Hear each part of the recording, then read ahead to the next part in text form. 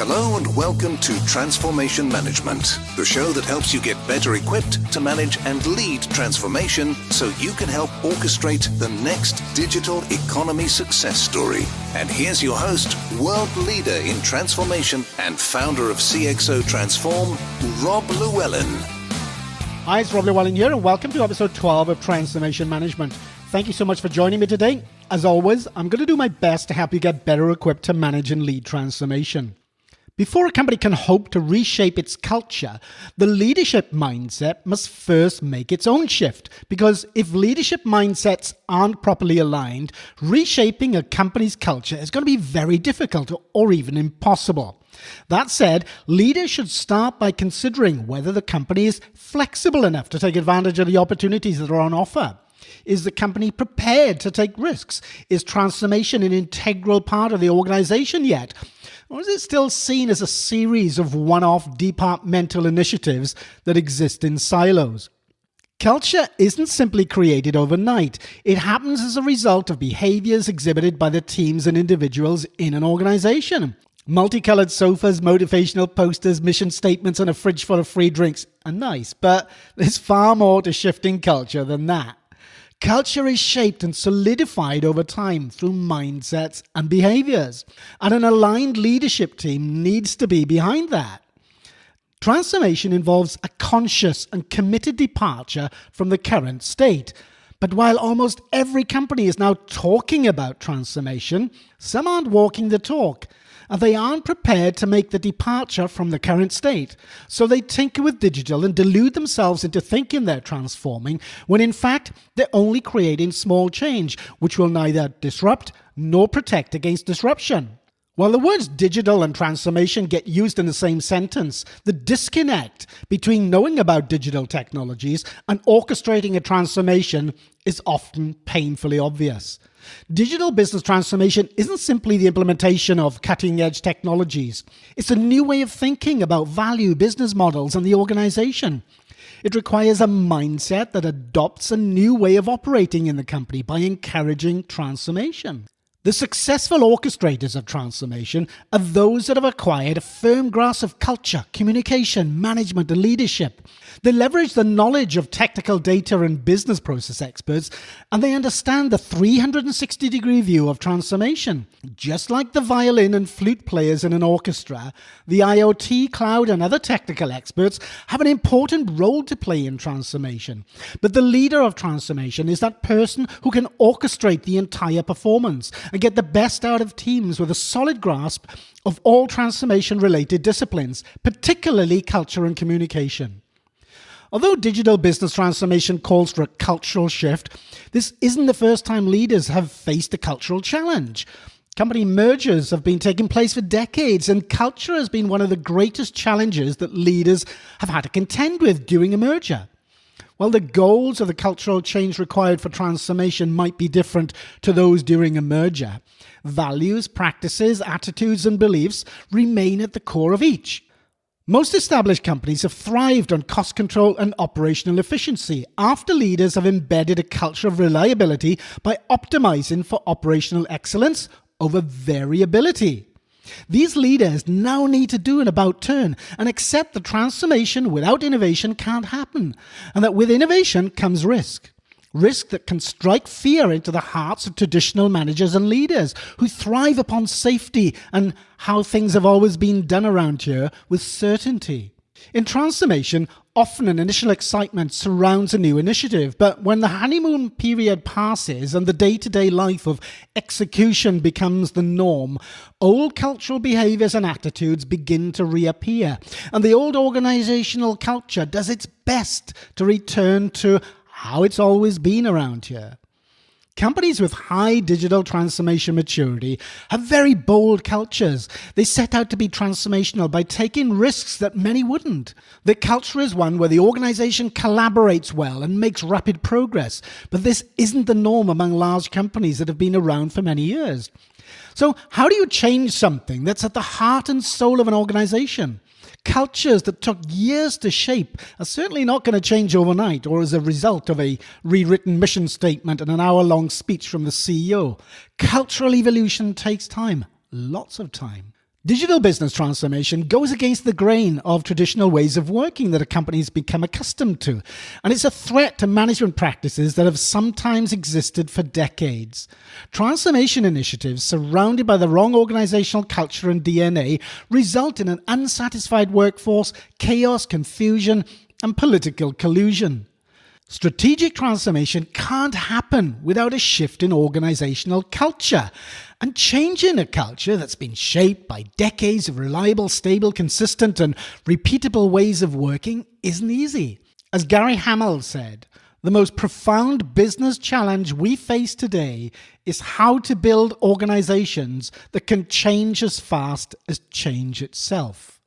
The best leaders know that the traditional bureaucratic command and control driven structures are not the environment for transformation to flourish. They know they need to foster a culture that exploits digital technologies in innovative ways to create new value and competitive advantage. They encourage people to unleash their passion for innovation and transformation.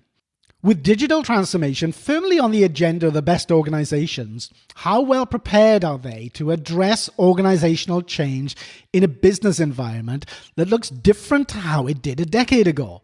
Especially when the current state of work in some traditional firms is now very broken. A situation that's demonstrated by the fact that only around 1/3 of employees are engaged at their jobs. While many executives feel more comfortable dealing with costs and strategy than culture, leaders need to clearly communicate a vision or story of the future and take a practical approach to first understanding and then tackling cultural issues that could even serve to derail transformation efforts. Why on earth should employees succumb to the digital transformation hype that's attempted to change what made the company so great? These people genuinely believe that they simply need to continue with business as usual and put a stop to notions of transformation. It's the responsibility of leaders to help these people understand the need for transformation and the inevitable shifts that will ripple through the organization to change the day-to-day working lives of many people. The CEO and their leadership team need to work hard to communicate a set of aligned messages about why the company needs to transform and what's in it for people. They need to clearly communicate how companies that were once in similar, comfortable situations became victims of their own complacency. In fact, transformation is a perfect opportunity for leaders to step back, update, and reshape current management practices and mindsets, and then educate and inspire the hearts and minds of their people. Forget out-of-the-box thinking. In the modern world of transformation, there shouldn't be a box. A strong shared sense of purpose also removes many obstacles, and this has to be communicated from the top. Let's face it. If an organization's leadership is unable to inspire its people, how can those leaders expect their workforce to bring initiative, imagination, and passion to their work every day? But how do you do that? I don't have time to get deep into psychology here, but I can suggest you explore the persuasion cycle from Mark Goldstein. It involves taking people through 5 stages and shifting them from resisting to listening to considering to willing to doing to glad they did and will continue to do. Of course, there are techniques underneath these 5 stages, and plenty of people skills are needed to get this right. But through the application of these 5 stages, leaders with a desire to understand and nurture company culture can make real progress in the quest to shift mindsets in the interests of the longevity of the business and the transformation that's required to ensure that longevity. The ability to nurture company culture effectively is what really sets the best transformation leaders apart from the rest, and nothing about that is related to technology. Transformation calls for leaders to think of new ways to reshape the overall business model and to focus on value drivers. They then need to bring this perspective of what transformation means for their company, workforce, and customers into the entire organization and focus people behind a common transformation vision. Let's consider 10 of the menaces that can often get in the way of a transformation mindset. Number 1, overconfidence. The company is doing so well, there's no need for any major transformation. They think that what happened to Kodak and Nokia couldn't possibly happen to them. Next is being in denial, not looking for or wanting to see new disruptive trends. Then there are those that are entrenched in orthodoxy, holding on to beliefs that held true in the past. Number 4 is old-timers who use political tactics to lock down the best resources in activities that are less important than transformation. Number 5, while leaders use the transformation word, technology implementation is often as good as it gets.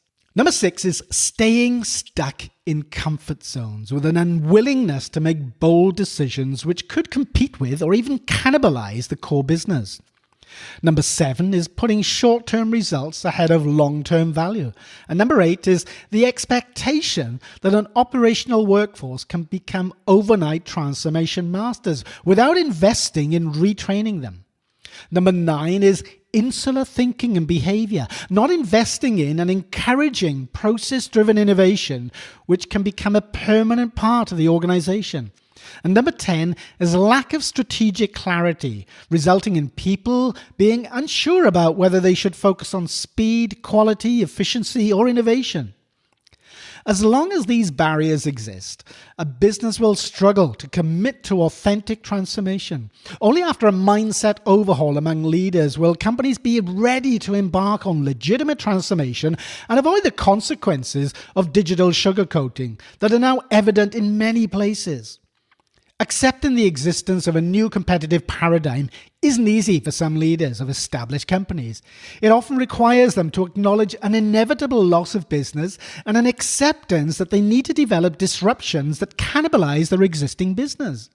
Failing to come to terms with this is a sign that a leader might be too anchored to old orthodoxies to lead a company in the new digital economy. I appreciate you listening, and here's a quote to finish off the day from Stephen Covey. If you want small changes in your life, work on your attitude. But if you want big and primary changes, work on your paradigm. What paradigm shift does your company need to make to create a new future for itself?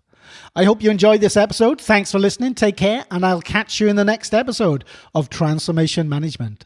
Bye.